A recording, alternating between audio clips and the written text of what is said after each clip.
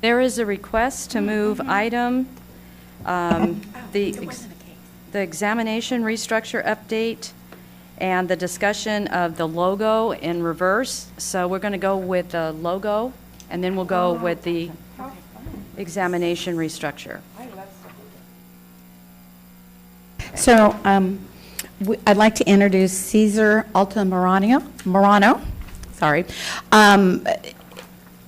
More than a few months ago, I would say about 6, 7, 8 months ago, it sort of struck us that with all the changes that we've been doing, that might be a nice time to take a look at the logo and see what we could come up with to reflect more the dynamic nature of our organization.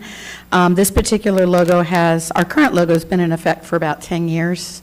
And so we reached out to Cesar, and he listened to Steve and I and the managers kind of talk about what we liked, what we didn't like, and what we wanted the logo to look like.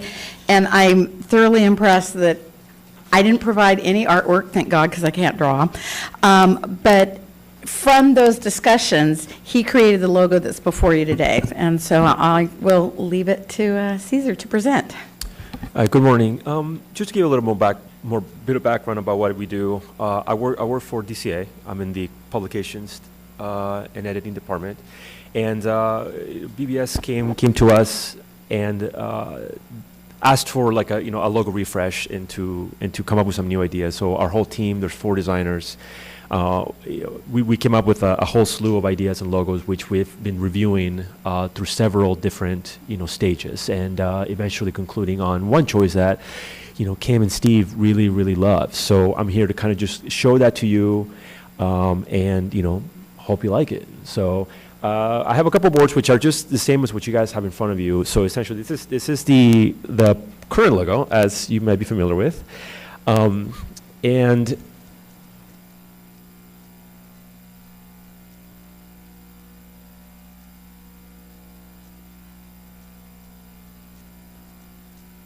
so we wanted to take a whole new approach. We wanted to modernize it, to use, perhaps a more contemporary, font, more bolder, but still keep a little bit of what made the logo, the current logo, what it is, which some of the colors and some of the, a little bit of the essence of it with the BBS and the fact that the logo is most often seen without the spelled out Board of Behavioral Sciences. This board is it's been around long enough that people recognize just BBS, right? So we wanted to kind of create something that was also kind of strong without it. So the new logo, as you have in front of you, looks like this. So this will be the complete version of it with the Board of Behavioral Sciences underneath it. And the third page that you have will show the logo as well without that mark. So you can be confident that it would still work in both kind of formats, as it were. So let me put this over here.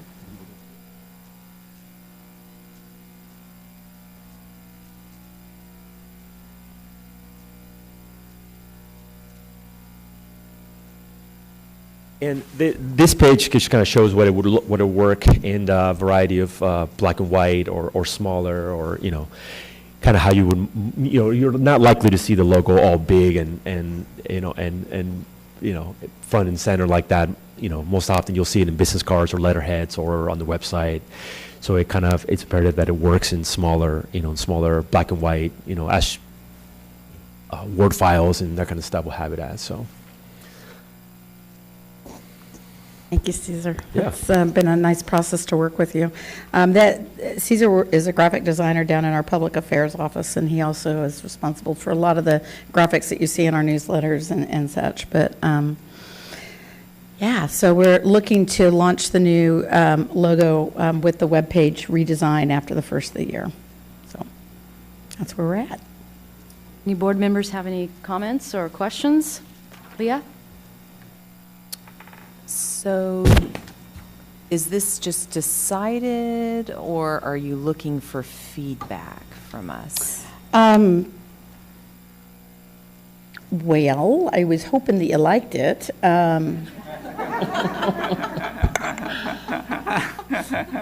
Yeah, think what we were looking for is, the old logo pretty much was the identity as those changes were occurring. And I think when we think about what we've done in the last 6, 7, 8 years, we've really morphed into something different. And if you have ever paid attention to the logos as you come into the front lobby, I mean, everyone sort of has a distinctive look to it. And everyone talks about our logo as, oh, the one with the swoop. So it's like the Nike swoop. And we're not Nike, but I think we're just as dynamic of an organization. So, I mean, we looked at a lot of different fonts, a lot of different colors, and recognizing that everyone has an opinion, we really tried to narrow it down to the best choice that was available, and that's what you have before us. Something that looks well in color, that still reflects the BBS recognition, but updates it in a way that makes it a little more dynamic in terms of what we're doing. So if you hate it, I guess we go back to the drawing board. The disembodied decapitated head that's hanging from the S disturbs me. Okay, so would you rather? I love the font, I love the colors, but there's something creepy. About the brain? Yeah, Yeah. the head, the disembodied decapitated head. Okay. Christine? Okay, I love it. I don't think it looks disembodied or decapitated, but that's just me. I love it. Anyone else? Peter? I just want the question answered. Is it a done deal, or do we have something to say about it? You 13 are my bosses. If you absolutely hate it, then I go back to the drawing board. You know, but if it,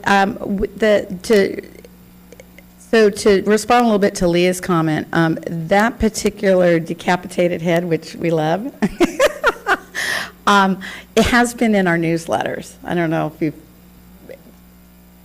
it's hanging at the S. If they moved it down, it might. You would like that? Okay.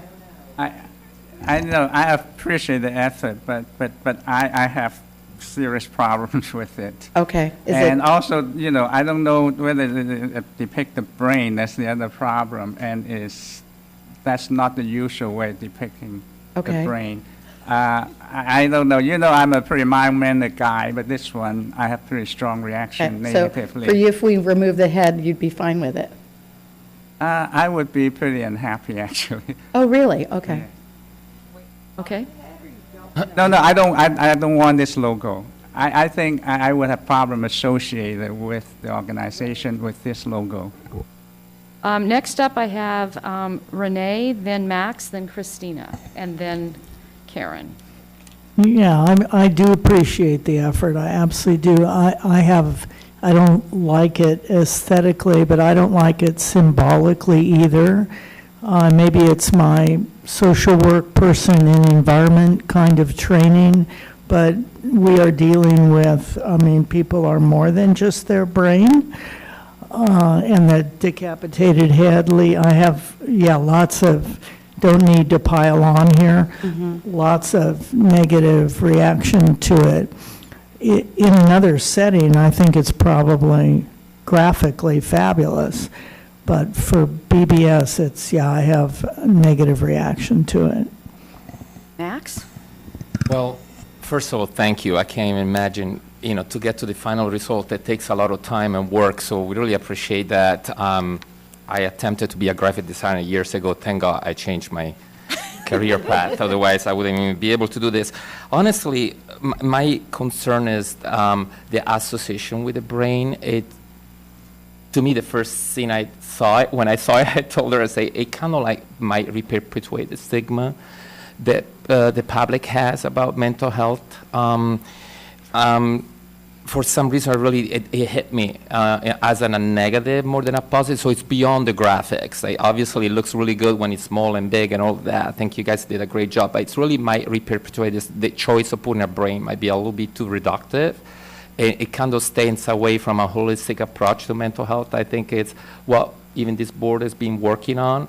And I also have a little issue with the profile because it looks like too much like a man. And it might, once again, give us an idea that it's more, a little bit gender biased.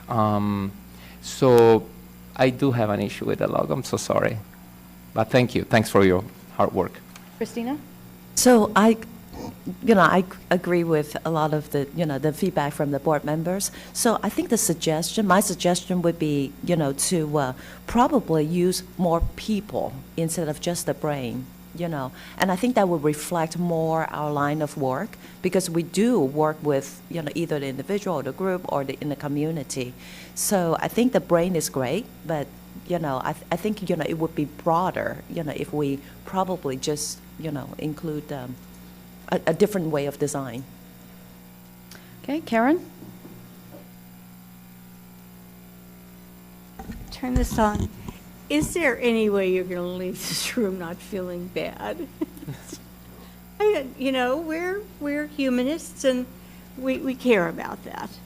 But I have a problem with the brain too. I was trying to think about what was it, and it was that we treat the whole person.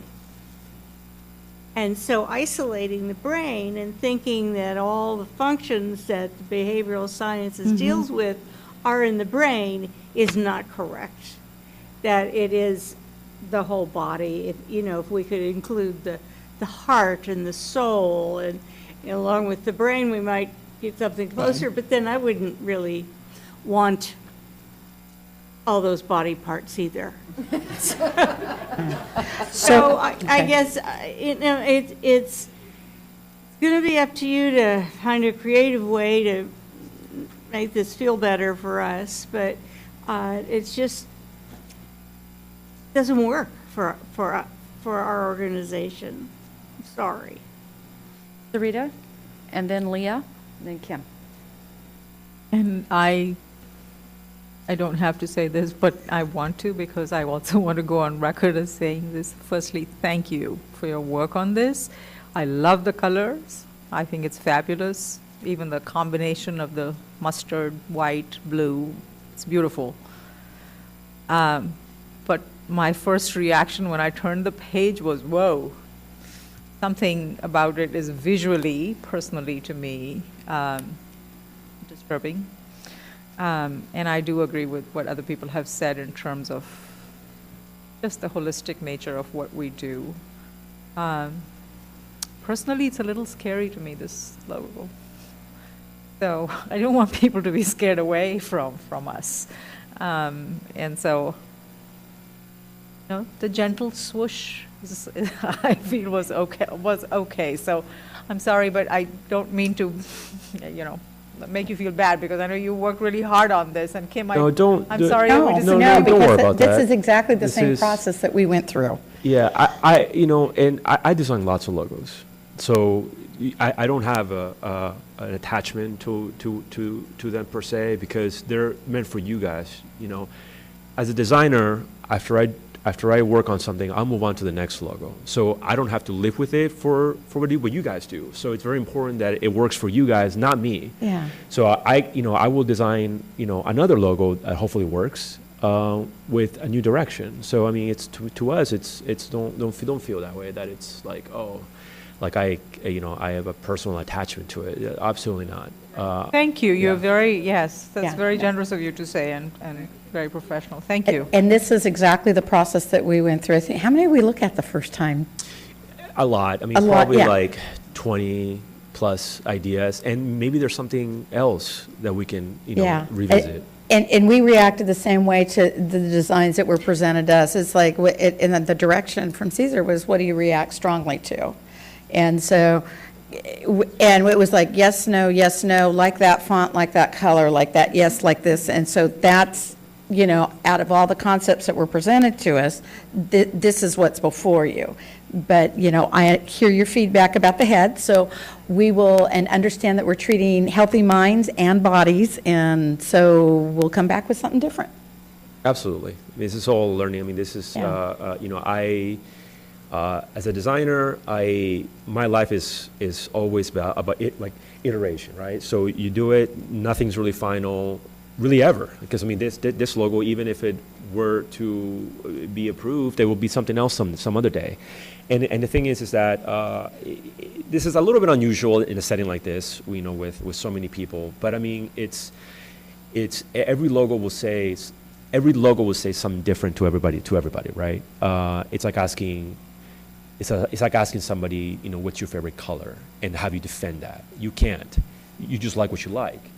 I have my preferences. I'm not as familiar with BBS as you all always be. So I'm an outsider coming in trying to define what you guys do, right? And that's always a challenge, you know, in and of itself. So to me, it's a learning, you know, listening to all of you guys kind of say like, okay, you know, we treat more than the mind, which is you know, it's very, very, to me, interesting, you know, to kind of hear, because you don't really think about those things, right? You think about the different boards and bureaus, you know, and you think about kind of what they do, and sometimes you kind of box them in, right?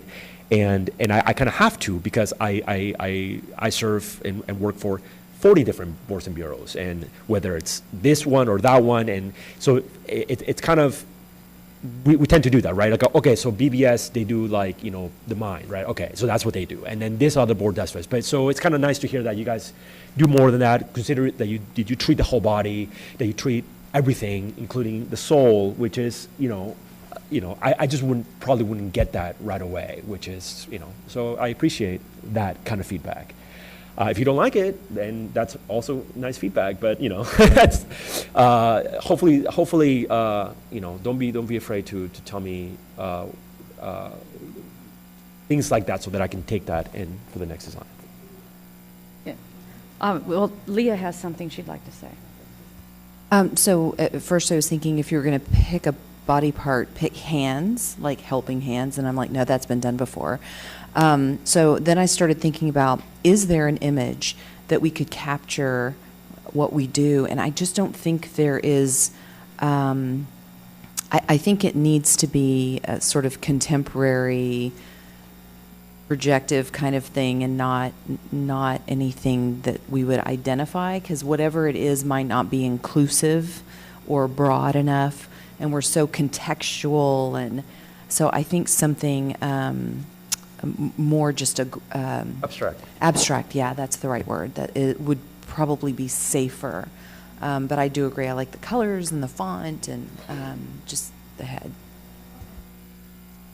And maybe for the future, instead of bringing one at a time, and then we send you back to the drawing board, maybe that thought process where this one looked good, and perhaps this one, because I don't know how everybody's going to fall on that one, but maybe multiples, so then you could get more of a feeling of where the board is going from an abstract, perhaps, point of view.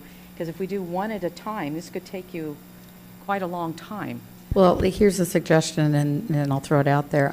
Given that we're going to be doing our strategic plan, probably starting that this summer, maybe we put this off and then have those conversations during strategic plan, where we task Caesar and his team to bring us some samples, and then we can react from there, and then rather than do it in this fashion. Great idea. Yes. Tricia?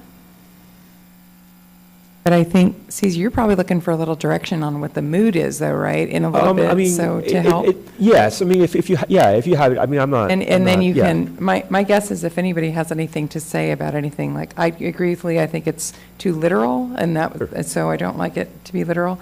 And I do think struggling with an image is something, so I think, as you know, as a graphic designer, it's always so difficult to convey a feeling or a sense or of what somebody does in a graphical sense and in a very reductive way. So, but I think the colors are nice. I like the colors. I like the font. So that's my input. And then maybe if anybody has anybody else, and then he can bring it back, some different things based on what everybody says today to the strategic plan. Sounds good to me. Okay. Does this now just turn into a discussion item or an update? I think you can just refer it back to the board.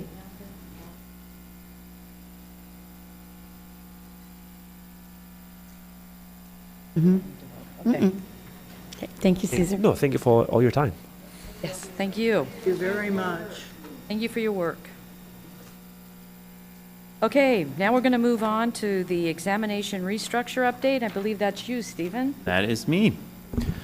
From now on, I think we're going to really refer to this as the exam update because the restructure in its effect is, it's been restructured. So we're just dealing with the regular exam process now. Operationally, meaning the system that we're working with and also the processes in-house, operationally, we're almost to a point of, I'd like to say, nearly complete. Through the tireless effort, Lene Stiles, once again, give her name out there. We have the system is up and running. We did some work back in, I believe it was March and such, and now everything is running as it should. Eligibilities, which is the big thing for the exam restructure, eligibilities are going over on a daily basis to our exam vendors. And also with ASWB, we've have that going pretty much on a daily basis. So system-wise, we're operationally up and running. What we're dealing with now, though, is identifying some of the data, I guess you could call it data conversion, looking for those electronic files, data files for candidates that may have been missed by the system just because of the state that they're in. Most of this is candidates who've been in the exam process already and transferring over to the new system, their data might be still sitting out there. Luckily, though, we know of all the, those issues, and we've identified them, and we're working on them on a daily basis to make sure that no one's, adversely affected or has been sitting out there too long. Currently, right now, we are working on the ASWB applicants. We noticed that there was some people that may have been waiting, I just want to say it, a couple months. Because we didn't know that they were supposed to go over to ASWB, but we've identified those and we're clearing those out. It's a manual process. It's looking at data one by one to make sure people are eligible to go over to the clinical exam and then processing them so they can get over there. So with the extra people, we have like a team working on this now. I'm hoping that we will have everything cleared up for ASWB applicants by the end of next month. It's not only cleaning up people that have been waiting, but making sure that current data for exam candidates are, properly configured. So when they pass the law and ethics exam, they won't have to wait to have their eligibility go over to ASWB. Some of the highlights, we're still going through an analysis process of the exams. We just got done with one on August 5th for the law and ethics exams, and currently we are evaluating the LMFT clinical exam. And during this period, scores are held from the candidates until the analysis is done. This can last up to 6 to 8 weeks.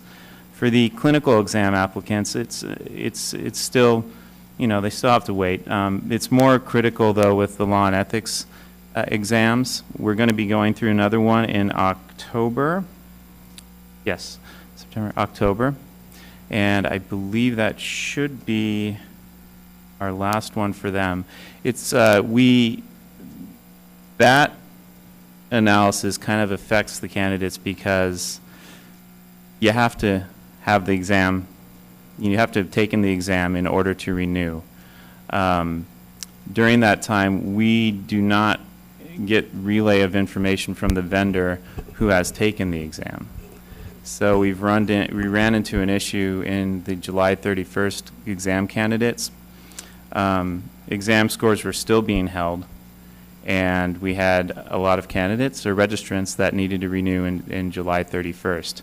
So we were able to actually get a system change done really quick and then manually actually look at, it doesn't give their pass rates or not, but we can see if a candidate has taken the exam. We actually manually went in and renewed those candidates. So we have measures in case that happens again, that we're going to be able to get registrants, renewed on a timely manner. Another big thing that occurred is currently until June 30th, there was a grace period for registrants for renewals. On July 1st, though, we're at a point right now where everybody who is a registrant, and if they want to renew, they have to take the law and ethics exam. So that's why I kind of say we're kind of done with there's no more grace periods. Well, I can't say there's no more grace periods. There's one more grace period left, and that's for somebody who's applying for a subsequent registration. But currently, right now, we're at a point where every registrant must take the law and ethics in order to renew.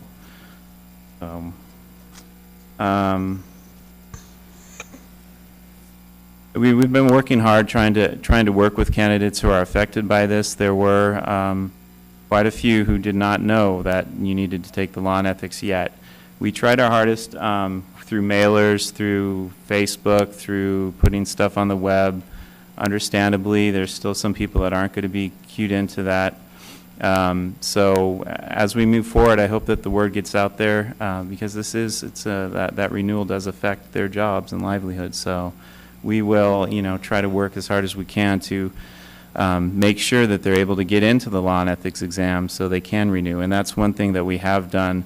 It's in our power is we've put extra people on processing the law and ethics applications because when we have people that all of a sudden they recognize that they do have to take the law and ethics, we want to try to get those applications through as fast as possible so they can get in there.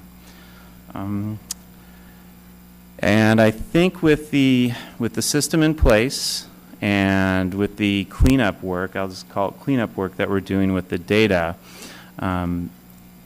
one of the problems we've been having is the amount of inquiries to the office through email, through the phone. We have, especially with the departure of some exam unit members, we really have limited resources, and it's been that tough balance between dedicating resources to processing the applications or correcting the applications so these people can so candidates can get over to the exam unit, or trying to answer every phone call. But it's been tough. But with the new, with the system in place, and if we're doing this cleanup, hopefully the customer inquiries will be able to they'll probably be reduced quite a bit. And though saying that, though, we really are, customer service is something that we value, I especially value, and we're going to still work on that to really, really make sure that we're getting in contact with these, with the customers and helping them out. And for that sake, I'd just like to, thank everybody out there for their patience, thank candidates and everyone who's had issues. Thank you very much for your patience, and please, I think I said it last time, it will get better. So, and I sense it is already a little bit. Just alone, we don't keep stats on the incoming calls, but just our cashiering department, they receive, Ellen, she receives 700 contacts a week. And at the same time, not only just 700 contacts, she's in charge of, she has to process all the applications too. So it's kind of it's a full-time job. I mean, we don't have a call center. We do have a great front counter staff, they're doing an excellent job at handling the calls. We could use a call center right now. I'm assuming that as we go forward, though, hopefully things will become clearer to, how the exam process is now that you have to take the law and ethics and such. And then also, we're going to be on a very stabilized basis in a couple months of when you apply, when you pass exams, you get sent here or there. So that's my spiel. Any questions? Okay, thank you, Stevens. I know Sarita has a question.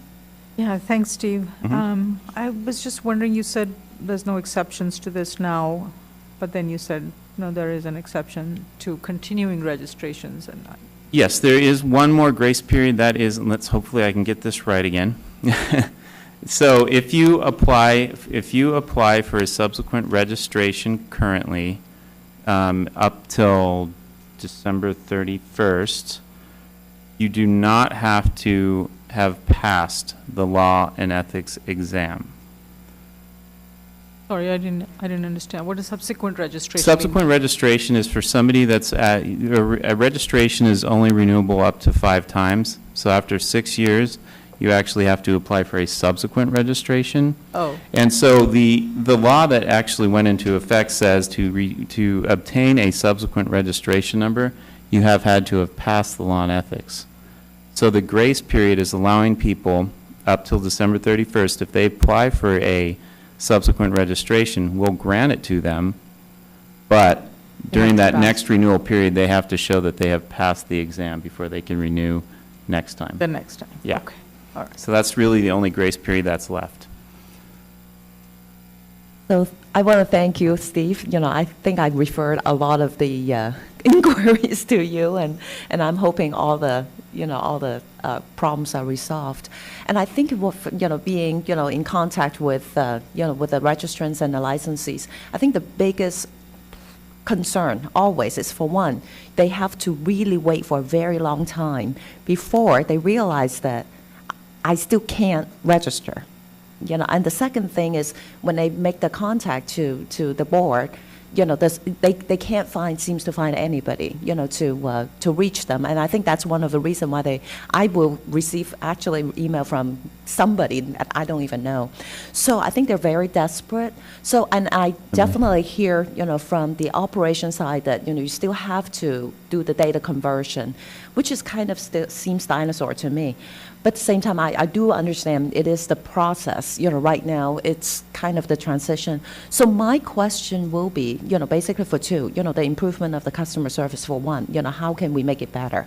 Because, I hear that, you really tried, and the call volumes and whatnot. But I think from the licensee or from registration point of view, this is still very difficult for them. And for two, my second question is that any chance that we can improve the data conversion process so we can actually minimize, the errors, from the vendor to the board, and then, get it over to ASWB, because it's hard. No, So- I totally understand that, and it drives me nuts that I feel so bad for, and I apologize. Daily basis, I'm apologizing to people on the phone, on the emails and stuff, because I pride our customer services, and I just cannot, ugh. So anyway, we'll work on that part. Data conversion, really so for people that are applying for the law and ethics exams, we're really keeping those applications down to a 30-day processing or less. So that's going smoothly. The ASWB, that data conversion we'll call it, is really, for me, it's the last thing that we need to correct, and that's what we're working on this week. As a background, we were pulling reports and exports from the system, and currently we're working on making sure that people that have passed the law and ethics that are eligible, we're getting up to a point where I think there was people in May that may have passed the law and ethics that were eligible to take the exam. We're clearing through those right now, and after that period, the data, because of changes we made in the system, should be going over to ASWB. Irregardless of that, we're making sure that everything is smooth. So that's why I'm saying that's kind of like the last real, I don't know what you call it. I don't want to call it problem, challenge that we're facing, the hurdles that we're, and that's what we're concentrating our time on now. So once we have that ASWB thing settled, those data, that we should be in a better position to then, because it takes a lot of time to go over. So I think we currently I've got like 3 people working on this right now. So 3 people that really can't answer phone calls necessarily. So we'll get back to that point with customer service. So it's kind of, but. So maybe just for a point of reference, so if the registrant really have problems, which will be the best way to, get a hold of the board staff?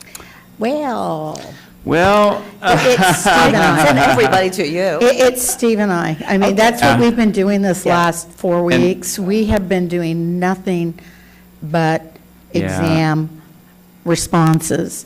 because as Steve referenced earlier, we have a number of folks who just were caught off guard that they had to take the law and ethics to renew. So I am holding firm that we are not moving anybody ahead of anybody else, because we have made significant efforts to inform those that are affected by this. We have a timeline that we have created to demonstrate our efforts to get that information out to the public. So while we won't move the application forward, what we are doing is we're giving them our direct lines, and once they come out of the exam, all they have to do is call us, and if it's usually within about 2 hours, we can verify that they have been in the exam. Once we verify that they've been in the exam, we can get the hold removed and the license updates immediately. And I have probably done that for a number of people. I have some sympathy for the folks that got caught off guard, but when I look at our efforts dating back to 2015, and knowing that the law got signed in 2011, and as a last-ditch effort to make sure folks knew that this was coming, we sent out close to 50,000 postcards in January. For whatever reason, they are still unaware. At that point, that just tells me you're not engaged in the process with your regulatory agency that governs your license. And that's a whole other subject, but I don't know, we can lead you to the water, I can't make you drink it. So that's kind of where we are. And again, Steve's been really humble about his role here. But Steve and a couple of other staff members have primarily been the exam unit for a while. And I jumped in about 4 weeks ago, and it's been really interesting. It's been a real difficult process, quite frankly, on staff. It's taking the toll on a lot of our staff members, but we can see the light at the end of the tunnel. I'm sure the registrants out there don't feel the same way, but it is coming. And so we can even feel just the lessening of the calls and the emails in the last, I would say, week. It's gotten a little better with every little fix. So thank you very much for all that you've done. Oh, well, sure. No problem. And thank you. So, I know this, yeah. I'm sorry. No, I just want to say that, definitely want to be, appreciate, how promptly you replied to the inquiries, and so does Kim. You guys are great, but I also just basically want to voice it out, their frustration. Oh, yeah. And actually with the ASWB, and I think I reiterated this last time, you can always send me an email. Emails are the best way to reach me, because I literally do not have a chance really to answer my phone these days, which I'm embarrassed to say. I do respond to emails because I got them everywhere. I can do them at home and stuff. So if anybody has a problem like ASWB, we've been receiving, a lot of calls or inquiries too, where people have handed in applications for LMFT, or, I handed it in last week, why am I not sent over? Please be patient. Also with license applications, that's another thing with like initial licensing. Ellen has been doing a great job of keeping those down to issue your license within 30 days. Even if your check has cashed for initial licenses or law and ethics, that doesn't mean necessarily that your application is complete. There's things that we need to do in the system. So I would ask people to just be patient with that. If for ASWB or anybody else is having an issue though, and they do want to contact me, honestly, with the time we're in, I don't need a long explanation for ASWB. ASWB number, your registration number, can't get over to, not over at ASWB yet, or MFT, LNE, I'm not there. Thank you for being polite with the explanations, but it's easier just to I can look at your information and actually see, where you stand with that and get those corrected. That being said, though, with the amount of emails I have been receiving, I hate to say this, but I will try to respond within 5 days, but it's been pretty tough lately with everything else. So, but I will try to respond, and if you don't get a response, it's because I looked in the system and your issue has been resolved. So, Leah, you had a question? Not a question, just a comment. So I've gotten dozens of, not dozens, maybe a dozen emails myself from alumni and random strangers. And thanks to Kim, she answered the question for me about confirming with the renewal. I am noticing with the emails that I'm getting that it really is, oh, I think I need to do this. And so it is their own carelessness. And they're like, but the end of the month is next week. And I'm like, well, sorry. So there is some of this that's on the individual, as you said, and I just wanted to echo that, Kim. You can't make people drink. You can lead them to water. So sometimes that's the case, and so just wanted to make note of that.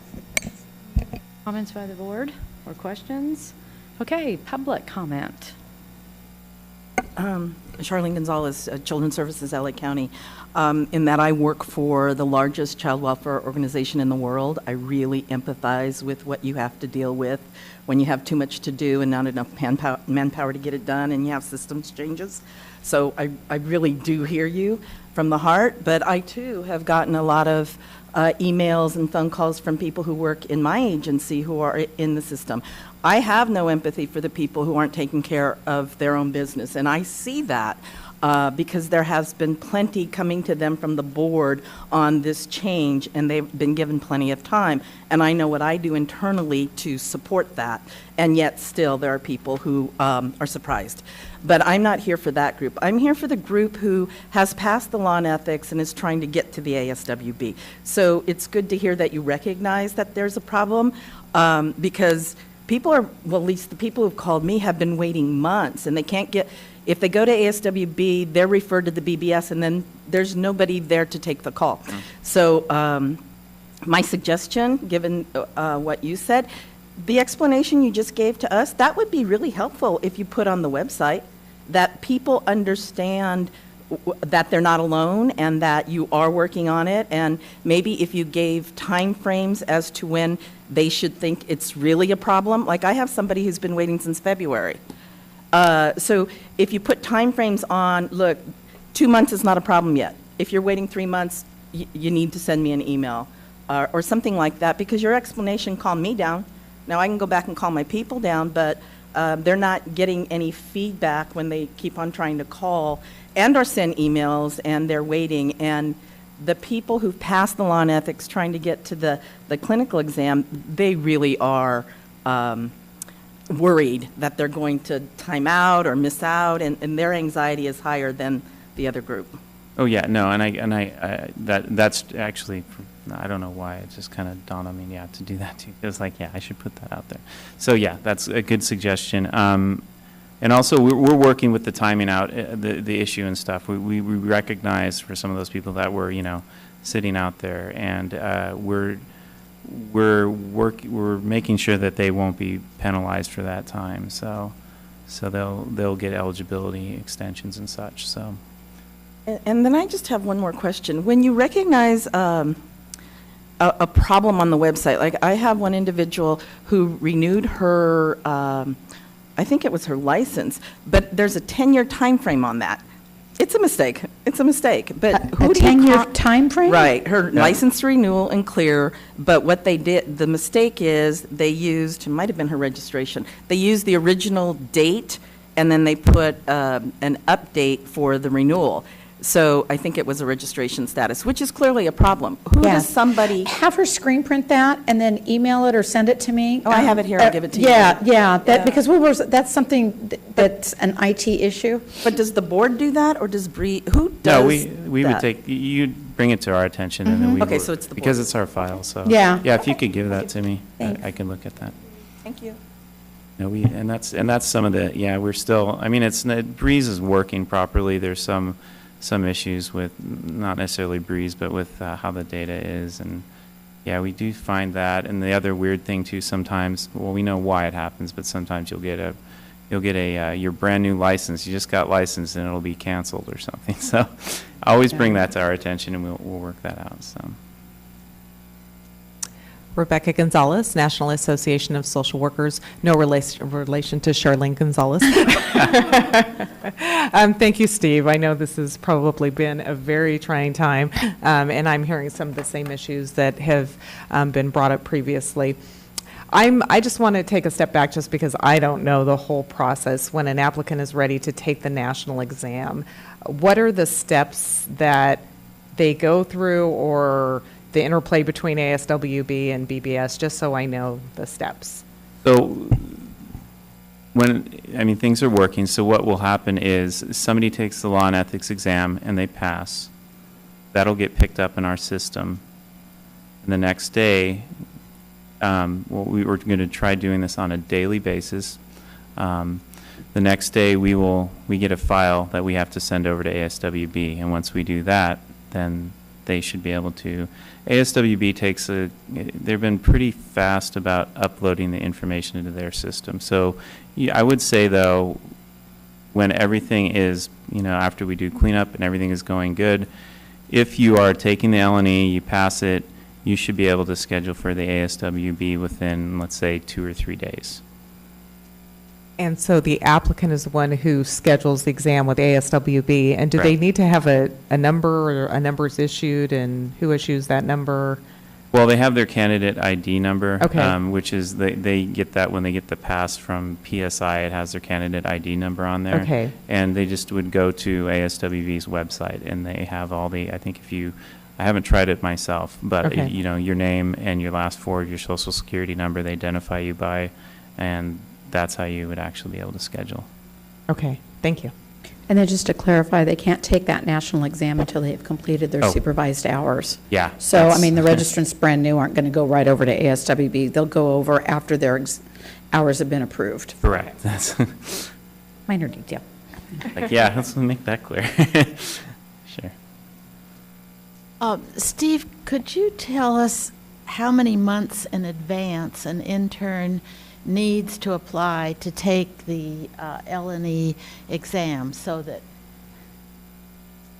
their internship won't? I would say, schedule as soon as possible. I wouldn't wait. Right now, processing times, we have it down to 30 days, 30 I believe, days, or less. but then they take the exam, and then you wait for the results, and then they apply to renew. So Well- what's the total? I time? would say if you wanted to have a total, I would say, make sure that you've applied for the law and ethics at least 2 months beforehand. Okay. Just to make sure, in case, because we never can, predict what may happen. Systems But might go down that and should stuff, so. be enough time. Correct, at and this the other, point. and the other part about it too is you don't have to wait to submit your renewal payment so if you're in a position where your renewal is coming up, you haven't taken the law and ethics yet, I would suggest to submit your renewal payment, because we'll have that information on file, and then once you take the law and ethics, it'll automatically update and it'll automatically update the next day and So renew your exam results will go directly to your renewal file? reloads to your file, and then the system recognizes that and will process the renewal. Yeah. So Dean, if I might, would send out renewal notices or reminders, courtesy notices, if they get them, and they're about 100 days or so in advance. If it didn't dawn on them before to register for the law and ethics, that should be a trigger to them to send in the law and ethics app. Okay. Because that's definitely more than enough time that they need. It's, like Steve said, we're processing those law and ethic apps within 30 days. Eligibility is going over daily. It usually takes 24 to 48 hours for PSI to upload the information, and once it's there, they can schedule their exam. PSI offers the exam 6 days a week, morning session, afternoon session, at numerous locations in California. So if somebody is really tight on time, they may want to consider a location maybe that's not around the corner from their house, perhaps just a location that's maybe 35 or an hour away to take the exam. That's what a lot of these people are doing, is they're running up against the deadline for their expiration date on their renewal. Right, and some of them have planned in advance a case Thank God. that. We like those people. Yeah. I think a problem that came up that I think both you and Steve are aware of is that we have LPCs and MFTIs who planning to be duly licensed, And I have an example where an intern sent in her request to take the L&E for both professions. Her checks were cashed back in March. She finally contacted me, and I contacted you in May. She had received permission to take the MFTI L&E, but not the LPCC. And she was panicking because her LPCC was coming up even sooner than the MFTI. So I think the board needs to realize that some people have two, because when they looked in the system, oh, she's approved, but that was for the other exam. She needed the LPCC exam. So she had a number for the MFTI exam. What we ended up doing was she kept her MFTI date and took the LPCC. Once I got all of you all involved, and we made it by, a few days. So if you could just alert staff that, one number doesn't always mean the situation is taken care of. Oh, yeah, no, I recognize that. And I think that particular issue we were having back in March, there was an issue with LPCC eligibilities and transferring and such. Right now, we are fully, we were in a manual process that back then too, where we actually had to manually work with files to go over. So currently right now, the system does recognize you as a registrant, you have what we call file numbers. So you'll have a file number for your intern and a file number for your LPCC, and the system, and when you cashier those, everything stays separate. So Yeah. it shouldn't, but hopefully. So one went through and the other didn't. One went through, yeah. and, makes for heartburn. Oh, yeah, no, I understand, and I apologize, sorry. Thank you. Thank you. Any other comments by the board members? Okay. Moving on, we are going to talk about the board policy to remove board newsletters from the web. Kim? Okay. So a little background on this. Business and Professions Code Section 27 specifies the type of information that we need to put on our website. Obviously, the name and the address is included, but then any type of enforcement action has to be published as well. So further, you have Business and Professions Code Section 4990.09, which defines the parameters for reporting citations. And under this code section, the board is directed not to publish on the internet any final determination of a citation and fine of $1,500 or less for more than 5 years from the date that citation and fine was issued. And then after 5 years, the board is required to remove it from its website. And currently, Breeze is performing that function.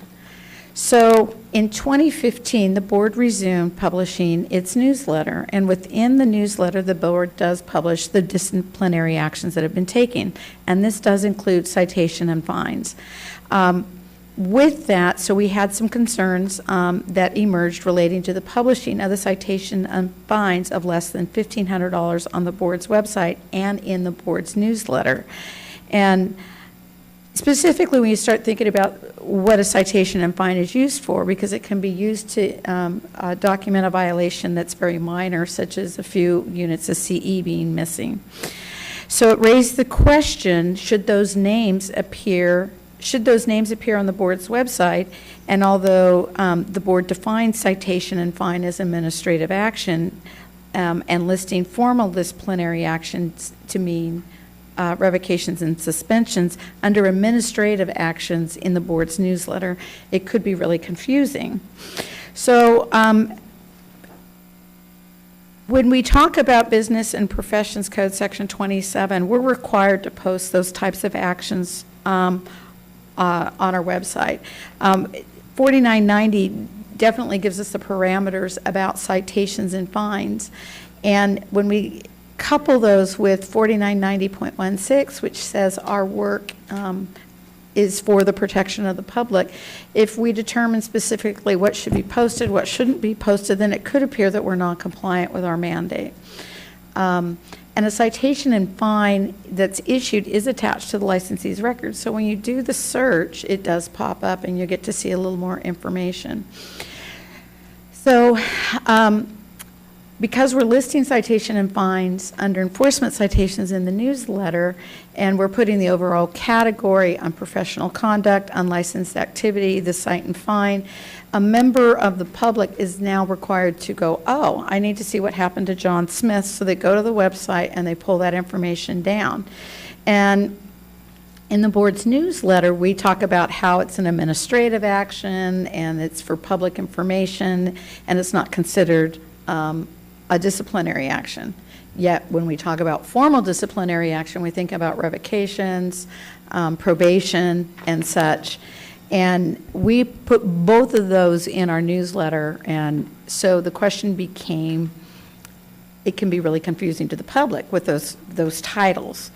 Also, the question popped up, well, if we're removing citation and fines from our website every 5 years, what do we do about that information that's still in the newsletters?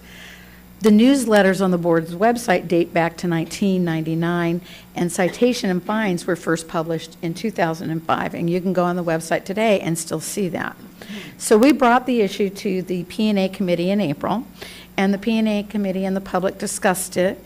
Some of the minor modifications, such as the definition of the actions and the titles, those could be just, done in-house.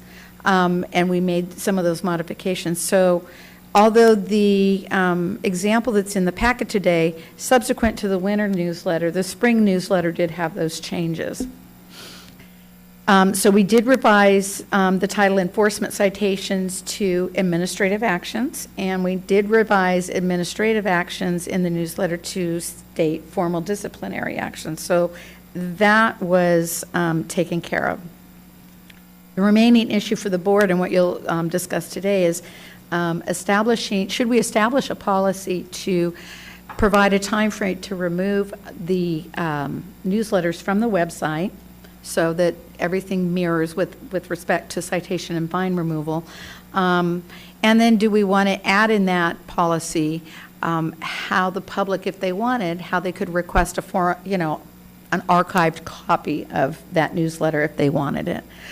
So that was what the committee recommended at the P&A committee, to take care of the sort of operational redefinition titles in the newsletter, and those have been done. So, but then to bring forward to the full board to determine if you wanted to establish a policy to formally remove those newsletters. And so that's why we're here today. I'll turn it over to you for discussion. On the board have a comment, question?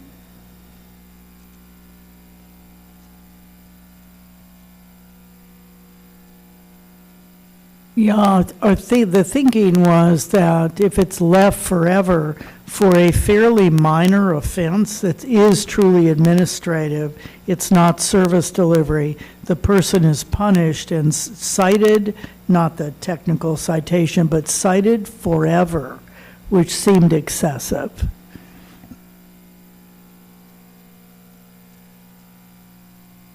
It makes sense to me to remove the newsletter and ask if somebody wants it that they can get a copy of it for any reason.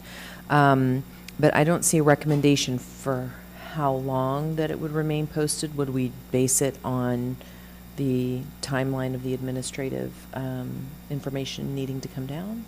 My suggestion would be to comply with what we're doing on Breeze. If we're taking that information off every 5 years, then we should mirror that on the publication side with the newsletters. Okay, so we would remove the newsletter 5 years. People could request it if needed. And then there's just the unfortunate consequence that that information is still in that newsletter. Okay, all right.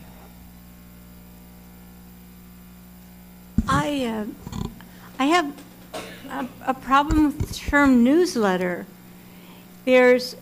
We do publish the Newsy newsletter on our website, and yet you're referring to these disciplinary actions as a newsletter. And I think that's confusing, and we ought to have another name for that, or even just disciplinary matters. Well, so within the board's Newsy newsletter, we list all those actions. So that's what's still there. And the citation and fines in particular remain there, even though they've been removed from the link on the licensee's record has been removed after 5 years.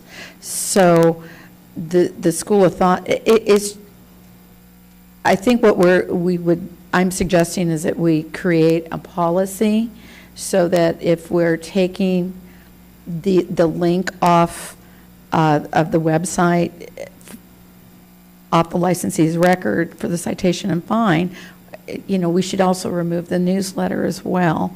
The disciplinary actions, they remain on a licensee's record, I think, for at least 20 years or longer. I don't know, Angelique, do you want to weigh in?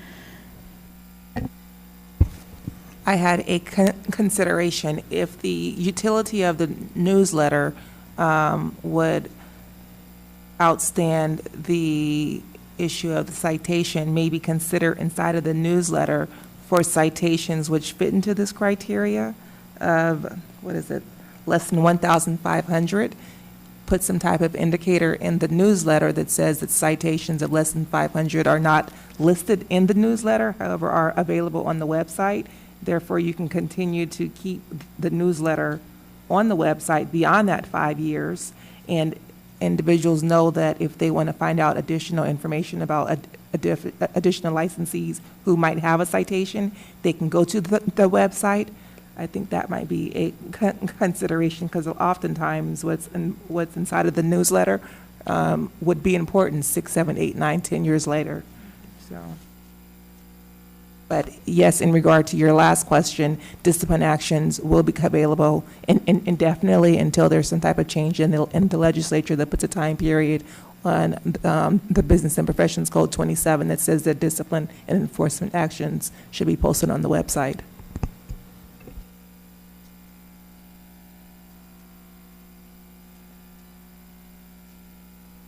I have a question about the suggestion you just made. So when you go to the board website, though, it doesn't list, does it list the people? I thought it was just on the individual's license. So if you wanted to look up a person, yes, that's there. But there's something useful about the newsletter having administrative citations for other licensees to let them know, look, this happens, it could be you. It's kind of a warning sign to help people be more conscientious who look at the newsletter and aren't conscientious in other ways, I guess. Correct, and I wasn't recommending all citations. Just the $1,500. Just the ones that are and under, $1,500, just as another consideration if you think that having the newsletter itself longer than 5 years is actually of importance for the industry. Well, another reason that would be beneficial for us to have a policy about removing the newsletters is to reduce the clutter that we have on our website. We've got a lot of stuff up there, and a lot of it is, it can be outdated, and, people could get the wrong idea, wrong direction. I'm personally comfortable leaving the newsletter content with respect to disciplinary actions and citation and fines as is, because I like the teachable moment. I am comfortable also with, after 5 years, just removing that, because I think it strikes a balance of complying with our public protection mandate, our educational opportunities mandate, and quite frankly, anybody that's been disciplined and formally with an accusation and such. I mean, that remains on their record a long time, and I'm not worried about folks using the newsletter to use that as a search tool. But I do think there's value in it, and And I would say that value is also supported when you start looking at the CAMP magazine, because they always have a big section about discipline and such. And I wouldn't be surprised that that's the first section everybody turns to when they get that publication. So that's just my 2 cents. I have a question. When you're putting the newsletter together, couldn't you write the newsy news part, and then the citations are 2 separate files? Yeah, you put them together when you print. You could put them together and when you're, I mean, as one, and put that and upload it on your website. But then when you wanted to remove just the citations, you could leave the file that's the newsletter on the website and remove the citation file after your 5 years. I think that that's going to be problematic in terms of maintenance. It's because when the file for the newsletter gets uploaded, it's one file, and it's PDF. You have to make it accessible, et cetera. So to carve out specific pages or portions of the newsletter to remove, it's going to be a problem. Additionally, the newsletter also has law changes, and so while maybe some of the information in the 1999 newsletter is beneficial, my guess is that we've evolved quite a bit since then. So from an historical archive perspective, yes, it has value. For relevance in practice in 2016, I'm not so sure. So I appreciate, trying to maintain the historical perspective on our website and removing what might not be in compliance with law. But from a staff perspective, I think it's much easier to take off the entire newsletter and then make available a copy to anybody who wants it. I think as technology gets easier and easier, this is not going to be a problem. We would hope so, but we are state government, so we're kind of confined with what we got. Anybody else? Okay, Renee? I believe there's someone who wants to speak, but when you're ready for a motion, I'll be happy to make it. Okay, Renee, you want to make, no, Charles. Just I'm Charles Johnson. I'm one of the analysts for the board. Just to get back to Leah on what some of the stuff that we provide on the website. So we do publish a list monthly of our enforcement actions, and we notify the public over listserv as well as the social media, Facebook and Twitter. And that gets recycled every month, so we're in compliance with any legal requirements to take those down. I know a lot of our actions get stipulated, and so they're modified from what gets published in the newsletter. So I think that's from my standpoint as the person who controls a lot of the web content, it's responsible to take that down. I was a little bit concerned administratively.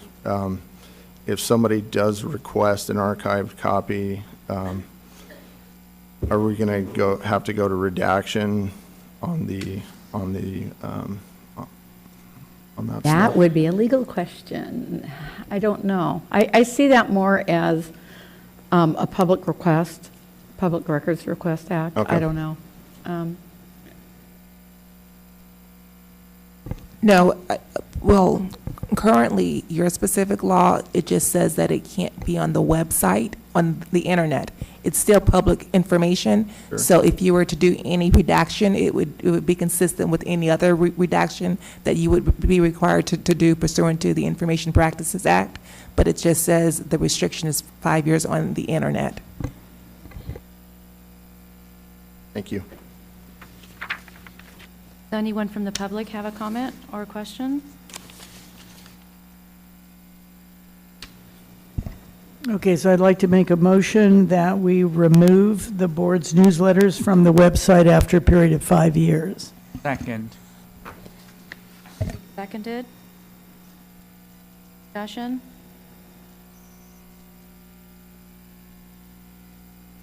So do you want us just to do that internally, or do you want to develop a policy? That it would be the policy of the board? Which way works best, Angelique? Well, I think if it's a policy, then it would be also public, and those people affected could refer to it, so a policy. Okay. Second stands. Discussion? I'm going to start with Karen. Karen Wait a minute. Pines. Christina, just a second. Okay. I'm sorry, before there's any board action and/or discussion, there should be public comment.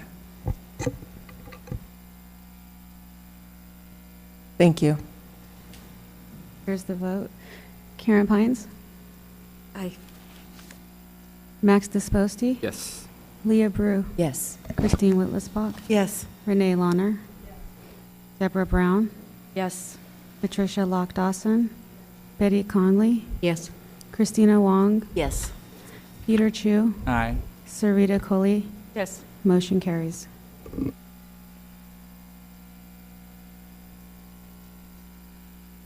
Next, we have discussion and possible action regarding addition of taking and passing the law and ethics exam as a probation term. Kim? At the last board meeting, it was suggested that we consider this, asking a probationer to take the law and ethics exam as a condition of probationer instead of some classes. So when I reviewed the board's 2015 disciplinary guidelines, they specify take and pass licensure examinations as a probation condition for the following violations: sexual misconduct, intentional reckless, causing physical or emotional harm to client, gross negligence, incompetence, conviction of a crime substantially related to duties, qualifications, and functions of a licensee or registrant, commission of dishonest, corrupt, or fraudulent act substantially related to qualifications, duties, functions of a licensee, performing, representing, able to perform, offering to perform, permitting trainee or intern to perform beyond the scope of practice of license or competence, discipline by another state or governmental agency, misrepresentation of license qualifications, and failure to maintain confidentiality. When you review the other recommended terms in the guidelines for other violations, you'll see education course is the recommended term. And depending on the type of the violation, the board may order a law and ethics course. The course could be a semester-long course, or it could be just a few hours. If it's a few hours, typically that course is completed through continuing education. So the current version of our disciplinary guidelines were written prior to the examination restructure. The probation term to take and pass licensure examination or examinations is reflected of the structure in place at that time, which was 2 licensure examinations for MFTs, LCSWs, LPCCs, and LEPs. And all of those were board-developed examinations. When the examination restructure became effective, we revised the sequence of examinations, and we added a law and ethics examination only, or what some states would refer to as a jurisprudence exam. So we didn't change the number of exams. We simply just added the law and ethics for the LMFTs, LCSWs, and LPCCs. And the law and ethics exam is specifically developed to test a candidate's knowledge of California law and ethics as it relates to their profession. If we use the existing disciplinary guidelines and take a look at the take and pass licensure examinations term, it could present an additional cost to probationers, because those that take the national exams, if so ordered, would have to take and pass a national examination. And as I mentioned earlier, board-developed examinations are typically $100 to take those exams. And then when we consider requiring a California probationer to take a national exam, it may not be appropriate. A national exam is to assess a candidate's minimum competency for the practice nationwide, and often doesn't address specific state practices. And here what I'm thinking in particular is California has a real strong educational component for multicultural to address the diversity and the competencies of the Mental Health Services Act.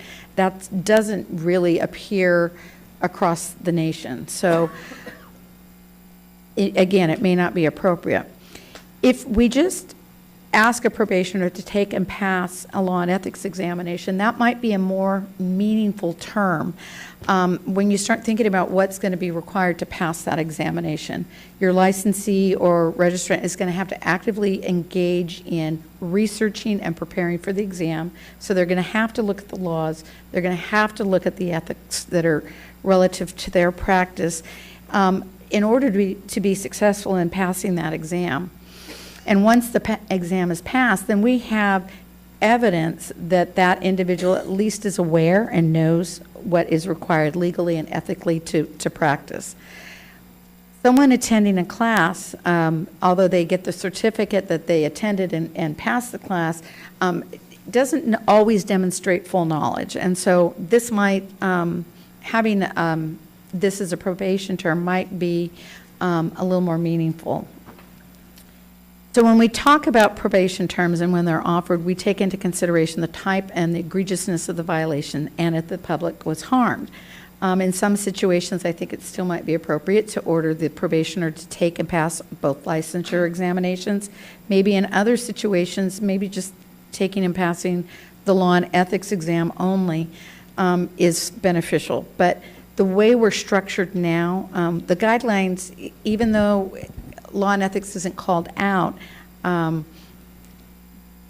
think we need to initiate a rulemaking package to make that a probation term and see where it's applicable in the violation tables. And so the recommendation is for the board to engage in discussion and decide if this is what you'd like to do. So I'll turn it over to you.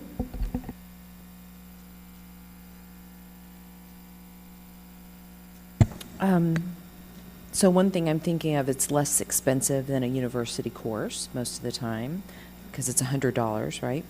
How much time between passing like if you fail the exam, is it 3 months? It's 90 days, yes. 90 days. Because my thinking is, okay, worst case scenario, maybe somebody just tries to take the exam and then realizes I don't need to study and passes, or I do need to study. So that's the only disadvantage I could think of, is that somebody might still be able to pass the exam without having studied. But I think, for many of our licensees, money's often an issue when probation comes around for good reason. It's an expensive process, and so that seems prudent. So we're adding one more terms, or we're not taking out of the requirement of the law and ethics courses, right? No, if you just want to add the term law and ethics, we're going to have to initiate a rulemaking package. And so, especially when you start looking at some of the other violations that we have where it's just listed as education course. Right. So I can't, without it being in the guidelines, I don't believe I have the ability to order that exam. So we're not changing, we're not taking away the requirement of education class, but additional, we're adding that, the law and ethics examination as an option. An option. I personally like that idea. I think, depends on the nature of the, unprofessional conduct. It might be education and examination and whatever else. And I think it gives a better indicator, the competency level, whether that person, at least have that understanding. So of the law and ethics requirements. I like that. Roseanne, did you have a comment? Sure, yeah, I was just going to say, I think that like on page 102, we have the optional terms and conditions of probation. So you see number 7 up at the top of the page where it says take and pass licensure exams. It would probably just be a new optional term added there for the take California law and ethics exam. And then we would need to look at we have this matrix of different minimum and maximum disciplinary action. We would have to see where it needed to be added there. And there is precedence. There are some other boards that are doing this that specify go back and take a specific exam. as a probation term. So we're not recreating the wheel.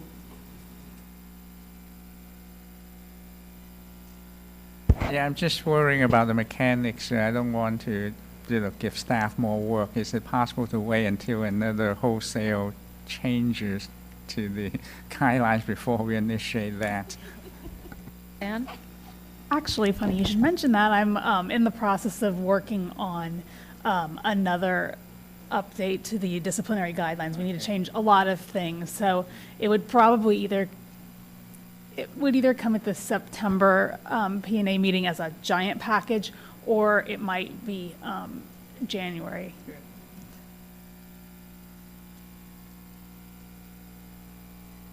It doesn't sound like anyone's having any objection to this before. We haven't asked the public yet, but no one's coming to the table, so. Well, I haven't asked yet. Right, Yeah. exactly, although they usually come. But would the motion be if we want to add the law and ethics exam as a possible option, disciplinary relation? I think that would be just that, as an Okay. optional term to the disciplinary guidelines. And then, correct me here if I'm wrong, Roseanne, can we just add it with the big package, or is that, do we need to We can just wait? add it with the big package. Okay. So is that your motion? When we're ready for it. I'll second that. And So is it? He Yes. just seconded it. Okay, then yes, that would be my motion. Okay. To add this as a term, to add the law and ethics exam as a term. Okay, and Peter, you're Option. good with that second? Is there any comment from the public? All right, any more discussion by the board? Okay, Christina? Public comment yet? Okay. Karen Pines? Yes. Max Disposti? Yes. Leah Brew? Yes. Christine Whitlisbach? Yes. Renee Launer? Yes. Deborah Brown? Yes. Tricia Lock Dawson? Yes. Betty Conley? Yes. Christina Wong? Yes. Peter Chu? aye. Sarita Kohli? Yes. Motion carries. Okay, next item is well, what's the pleasure of the board? Do you want a break? Do you want to push through? How long do we think these last three items will? This one will be quick. This one will be, yeah, okay. Yeah, and what else do we have? Would we knock it out in an hour? All we have left are these three things. Yes. Can we be done by noon? No, you'll probably be done. Or even an hour? An hour. An hour? Okay, so is it the pleasure of the board to continue to push through? Okay. Oh, okay, moving on. Next item is the possible action regarding Section 100 rulemaking. Regs? Yes. Oh. Yes, thank you. Oh, it's going to be you, okay. I was going No to say, problem. Kim's out. Okay, thank you, Christy. You are welcome. So Section 100, it's the section of law that allows us to work through a regulatory change that is technical and non-substantive. It's a much faster process to change those regulations. So as long as it does not materially alter any requirement, right, responsibility, condition, or other regulatory elements. So what happens is we have legislation that takes effect, and you might have some little references or things like that that need to be changed. And in this case, that's a lot of what happened. And then there's some grammatical type of things or terms that we're using that we want to look at changing. So the first is just very technical, updating authority and reference citations in the regulations. So authority is which statute gives you the authority to implement a regulation, and then the reference citations are those sections of law, of statute that are being implemented or interpreted or clarified. So we just have to update those numbers. The second piece is our continuing education program. As you know, we completely changed all of that program, and for a while we had to have double sections in our regulations with the old and the new. And now it's time that we can take some of those old sections out and have a little more streamlined look to our laws and regs booklet. We have to correct some of the statutory citations because of when legislation passed, if your regulations refer to a certain section, now that's going to be outdated. One of the things we're going to try to run with this is our people who apply for an exception for continuing education. It's if they are out of the country, I believe it's due to being in the military for at least a year, or due to a health for themselves or a family member, medical condition or disability, they can ask for an exception, and there's an application process.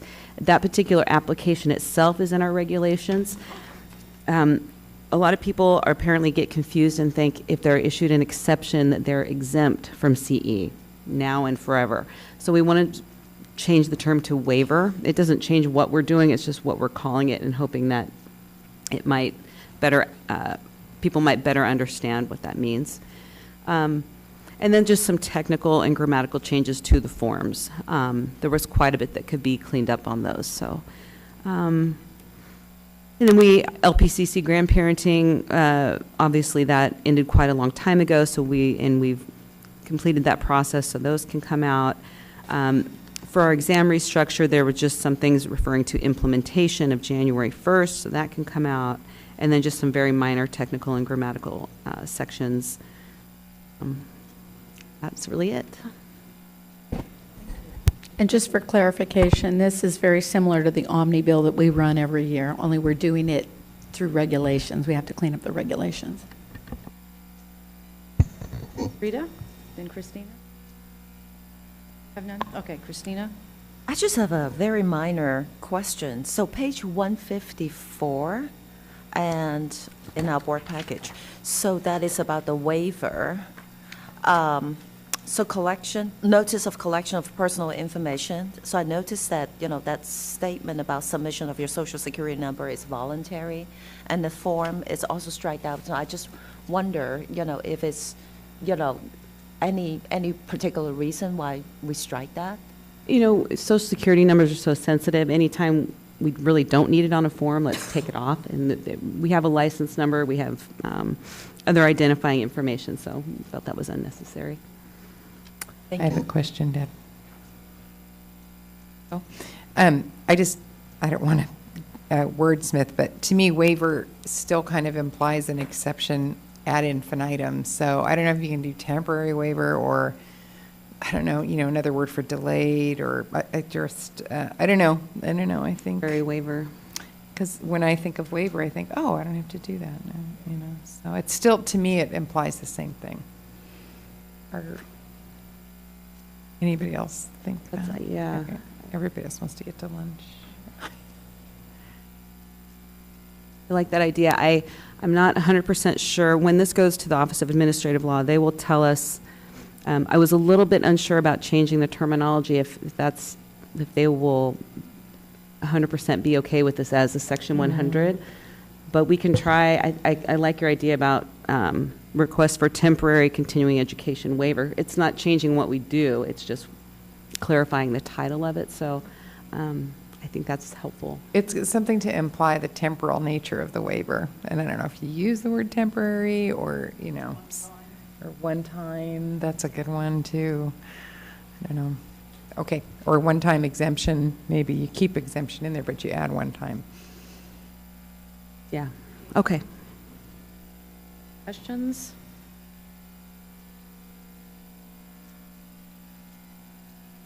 Said that. I will. Patricia. Patricia and Sarita, second? I move approval of this. Okay.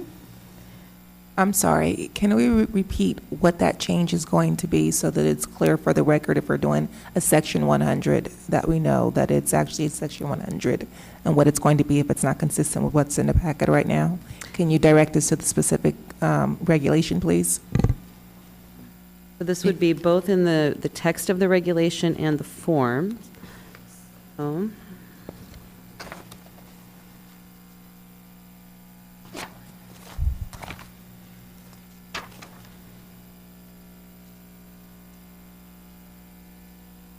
Okay, continuing education. Okay, so page 141. 141 is the actual regulatory text, and then we have the forms themselves that are a little bit later on. So Do you want me to go through each spot, or just, you want to know the wording, the revised wording that we're going to go with? Exactly, now that I'm at the specific regulation, what was Okay. the proposed amendment to what we have? I kind of on the feel record? like we could keep the word exception if we put temporary exception from continuing education requirement. So that's where I'm leaning. Does anybody have any input on that? I like one time, but Or one time? does one time, could it be extended more than one time? No, they have to Okay, reapply. then one time I think One is, time because temporary exception. is a little more vague. I think one time is, you got it, and that's it. Well, I It's very think if you specific. think about one time, I don't know, I don't know. I'm going to leave it to the legal folks to hash out the wording. One-time exception. Well, to me, if you use one time, then that means you can only have it once.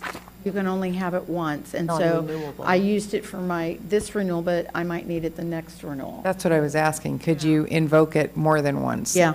They would have to reapply, but it will just be the title of the form, temporary waiver. It's, Temporary is better than, I guess. yeah, and I would think in the regulation itself, it would also be in the title sentence, and it wouldn't not, the text of the regulation, it states that it's valid for one renewal period, so we don't need to change, we wouldn't be changing the regulation itself. I would just change the title of the regulation, and then the form itself, the title of the form.